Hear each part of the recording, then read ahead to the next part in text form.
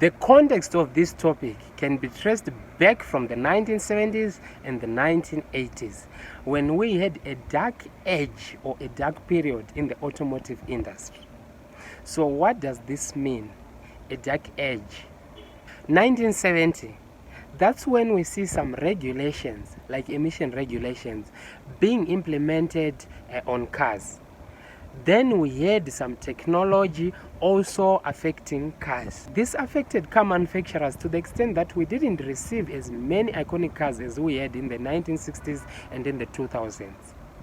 Well, don't quote me wrong. We had some great cars in this dark period, like the Firebird, the Testarossa. Oh, what am I doing if I don't mention the DeLorean?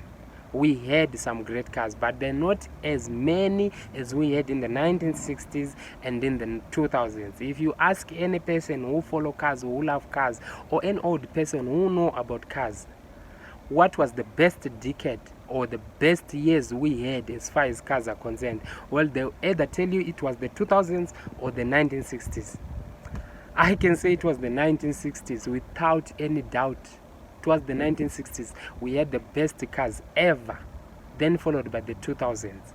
But in this dark age, we had some boring cars also. And I personally think that we are experiencing a revolution or a second wave of those boring cars today in the 2020s. We are receiving a second wave of this boring or this dark age, and today I'm going to talk about some points which show that we are receiving, or we are in a revolution, or we are experiencing a change, which will look back and say, yeah, in the 2020s cars were boring, and to be honest, they are not as that good as we used to have in the 2000s. So let's get started. Let me start with intelligent speed assistance system. Imagine you are driving in German highways or German freeways where they don't have speed limit. Then you try to press down the accelerator to go as fast as you wish. But that car you are driving won't allow you to exceed a certain speed. Why? Because a car manufacturer has fitted this kind of technology in your car. How boring it is. The car you love so much, the car which you are supposed to be controlling and be engaged with, is now communicating with the system. Like, yeah, he is the owner of this car, but don't let him drive over a certain speed. This is how this system works. It uses some sensors, GPS or cameras to detect how fast you are supposed to drive in a certain area or in a certain road. For example, here in Southern Africa, in highly populated areas, you are supposed to drive at a maximum speed of 60 kilometers per hour or 80 kilometers per hour. Then in highways or in freeways, you are allowed to go 120 kilometers per hour. Then you are driving a car with this feature, speed assistance system. Then you try to go over 120 kilometers per hour. This system will reduce fuel supply to the engine. Then it will automatically reduce your speed by sensing how fast you are supposed to go wherever you are. Then the car is now communicating with the computer system it has been fitted or it has been manufactured with. It's now controlling you instead of you controlling your own car. Like, the car will communicate with the system. Like, yeah, he is the person who bought this car. But don't let him go over 120 kilometers per hour. Like I said, it's a revolution we are experiencing in the automotive industry. But this feature will save lives by reducing accidents in highways, since it won't allow you to go as fast as you can go, or as fast as you are not allowed to do so. Just imagine a car with these features. This intelligent speed assistance system, number 1. Number 2, lane assist change. Number 3, smart summon. a feature which allow you to call your car from wherever you parked it through your phone. You can just call it, communicate with your car to come to you. No one driving it, it will just come to you. Then also having an adaptive cruise control. It's a cruise control which automatically senses how close a car which is in front of you is. Then it will automatically increase or decrease speed. Imagine a car with these features. Like you no longer have that engagement with your car. That's why I said I'll go back in the days when cars used to be manually operated, not automatic like we are receiving these days. Our automatic cars, automatic. Let me talk about automatic. Well, long ago in the 1960s, 1970s, 1980s, 90 or 95% of cars were manually operated and also had manual transmission. A simple thing like rolling up and down of windows was manually operated. Manual transmission was so cheap to maintain, it was so cheap to manufacture, and it was efficient back in the days. But nowadays it's the other way around. Many cars are automatic. The same simple thing of rolling up and down of windows, you just press a button these days, then the system will do the rest for you. Like, they don't even trust a human being to change gears by him or herself. They say a human being can change gears when it's not necessary and it's not eco-friendly. Hence, they trust the system of a car to change gears. And yeah, it's true. But we need to be engaged with our cars. Like, as for me, I need to be engaged with my car. Manual transmission, manual handbrake. I love those things in a car. But now we even have some brands or some models which are only offering cars in automatic. Like the M3s, they are now only automatic. The Supra, the new Supra which I reviewed last year, you cannot get it in manual transmission, it's only automatic. Then we have the AMGs. Most of them are only automatic transmissions. Well, automatic nowadays can change gears when it's necessary and can change so smoothly, and it's eco-friendly. And yes, that's what they are thriving for, a green earth, an eco-friendly environment. And with automatic transmission, they are achieving that. Besides, there's also another reason. Automatic transmission can handle the power engines are now made with.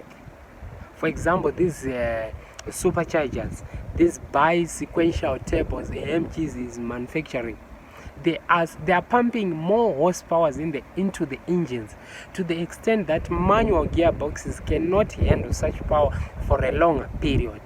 Hence, manual transmission is now expensive to maintain, since it cannot handle such power for a longer period of time. For example, a 45S AMG, a 4-cylinder with 400 horsepower. Like, how did they manage to do that? Imagine 400 horsepower from a 4-cylinder car. So that's the other reason also, besides being eco-friendly. So cars are getting boring. That's why I said I would go back in the times when cars used to be manual. Then we have emission regulation, a regulation which marked the beginning of a dark period which I mentioned earlier on. This affected many car manufacturers, and we are experiencing a second wave of a redesigned and rediscussed emission regulation. And well, I can pinpoint when they started discussing about this new emission regulation act. It was in Europe, 2017 September.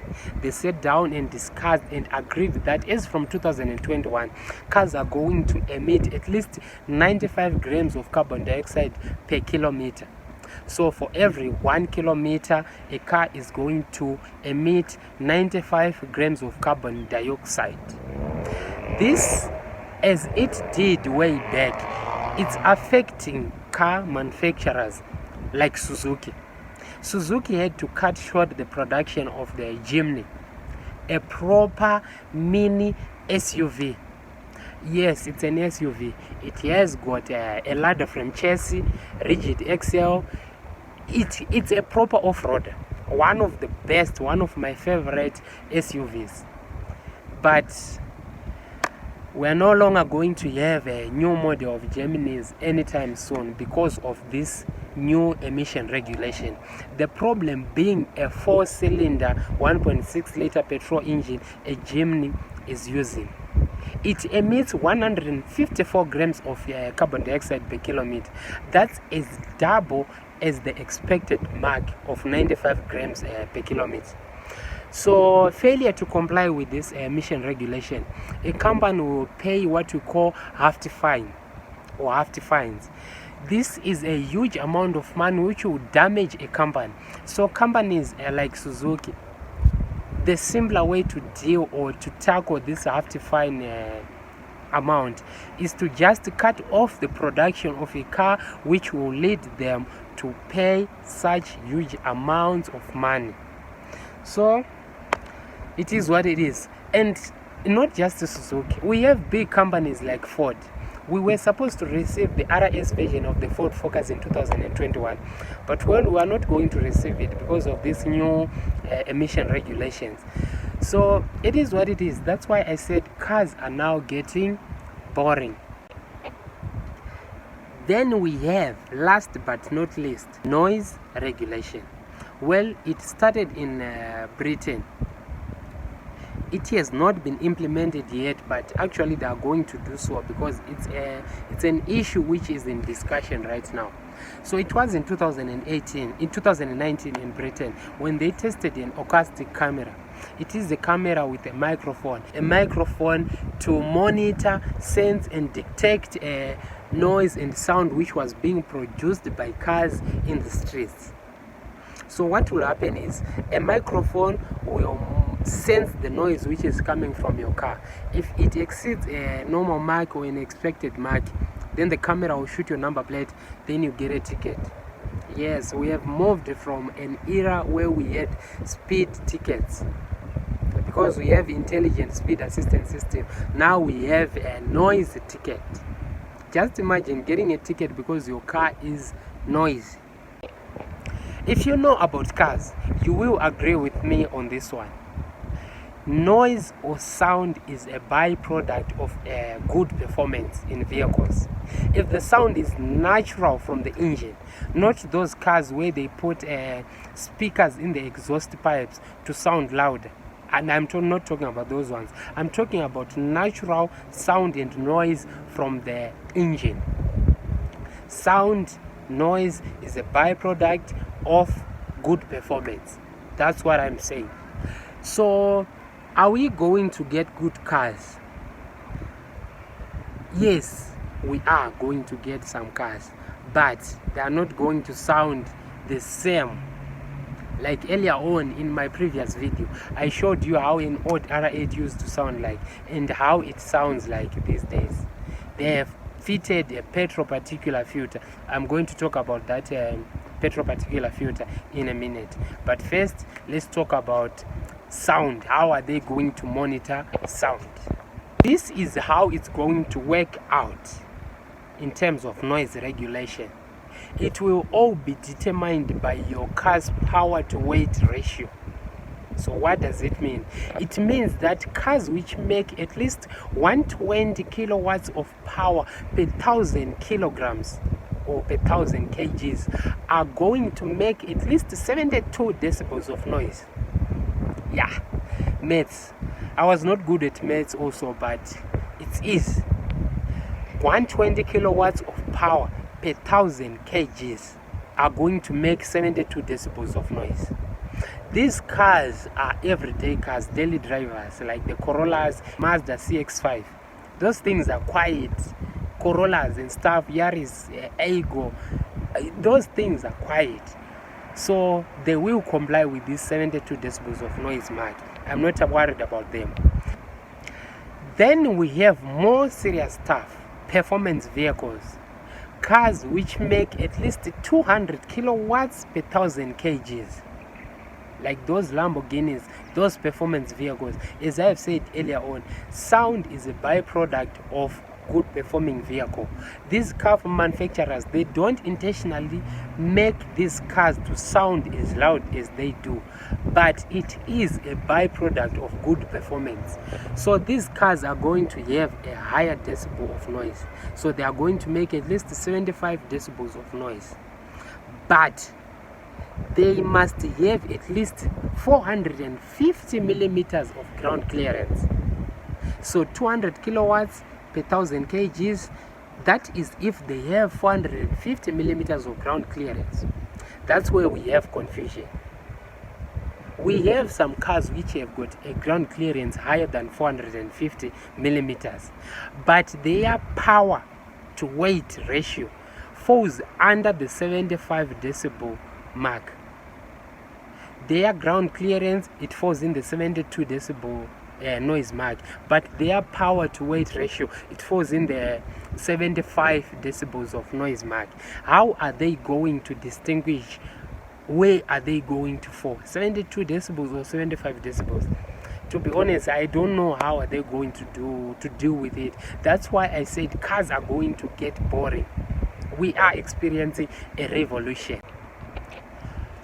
So to comply with this noise regulation, car manufacturers are fitting what we call petrol particulate filter in their cars.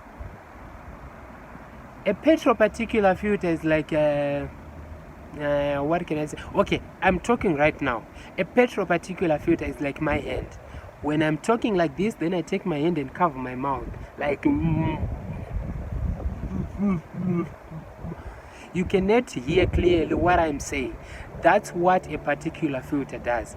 It closes the sound which is being produced by cars. It reduces the sound. Also, they are fitting soft limiters. These ones, they cannot allow you to rev your car when it's stationary to those higher RPMs.